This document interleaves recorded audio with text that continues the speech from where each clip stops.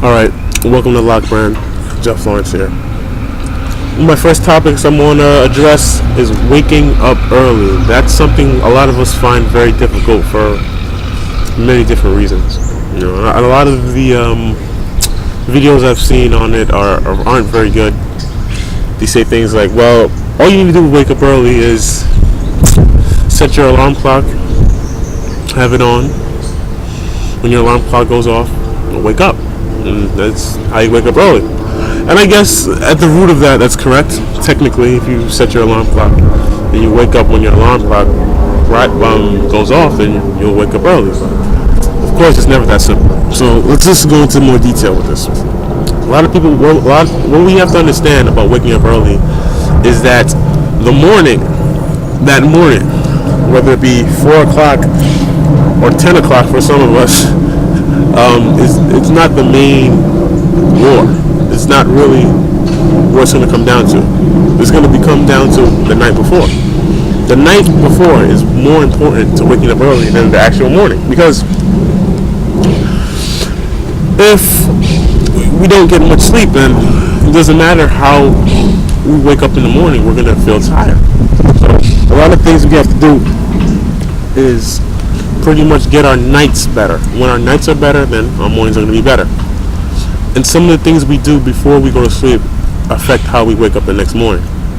Research shows that if we're watching TV or we're getting too much outside stimulation, it's going to affect the way we sleep. So they say, well, you shouldn't watch TV or you shouldn't listen to loud music up to an hour before you go to sleep, because that'll affect your sleeping habits. So I figured this would be a time to give you some things that you actually could do that will be helpful for you to do before you go to sleep. One of the things I like to do before I go to sleep is actually clean. For some reason, it gets me in a calm mode. Right, you can play some light music while you do it to be entertained, or some kind of audio program. But cleaning, for some reason, has always been good for me when it comes to activities before I go to sleep. It gets me calmed down. I'm doing something productive that I won't have to do in the morning, and it's just a good way. Keeps your house clean. That's always a good thing. It's always a plus. And that's just a good activity to do before you go to sleep. Another one is something I call distraction proofing.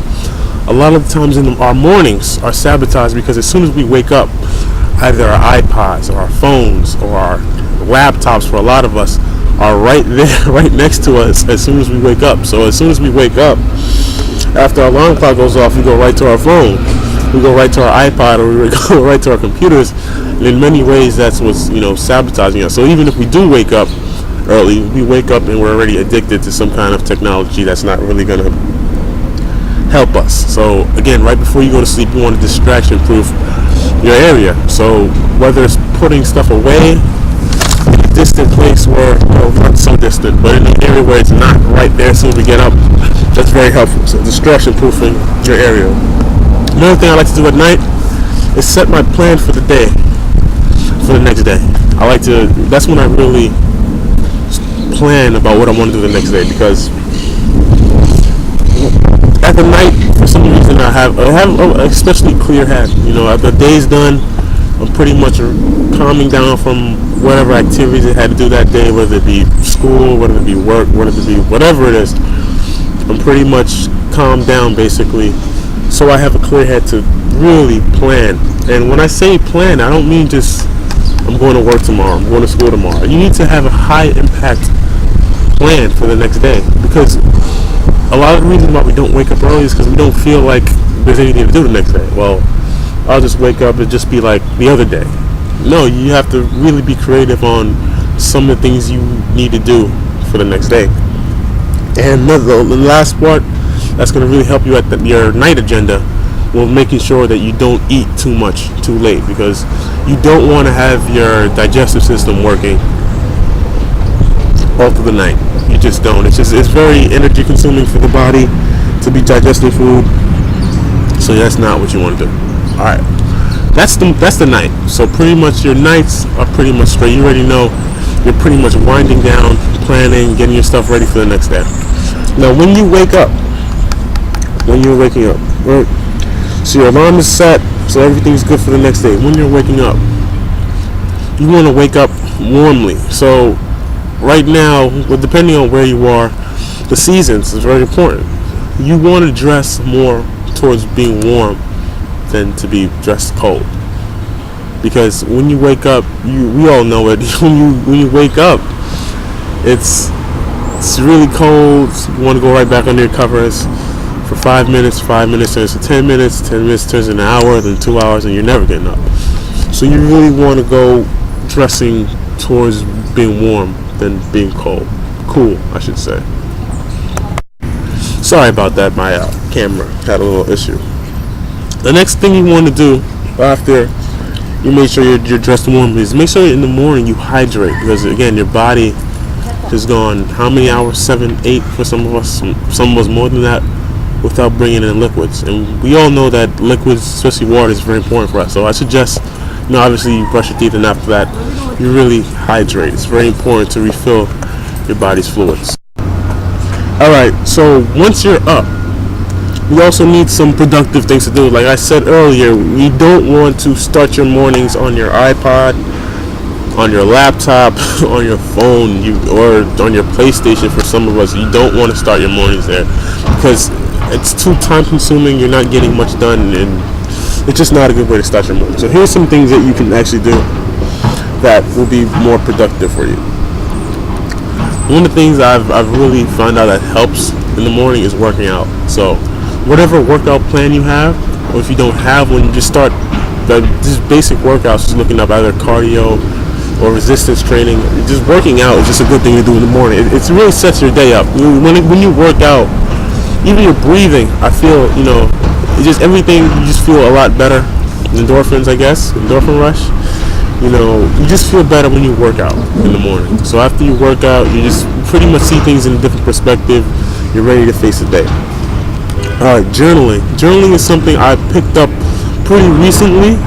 It was something I always did in school, and I didn't really like it much growing up. Right? It felt like it was a pain, but a lot of the things that I didn't like to do when I was younger are coming back to me, and they're really helping me out. So I'm really thankful for in junior high when we had to do journals every day, because even till high school we still did journaling.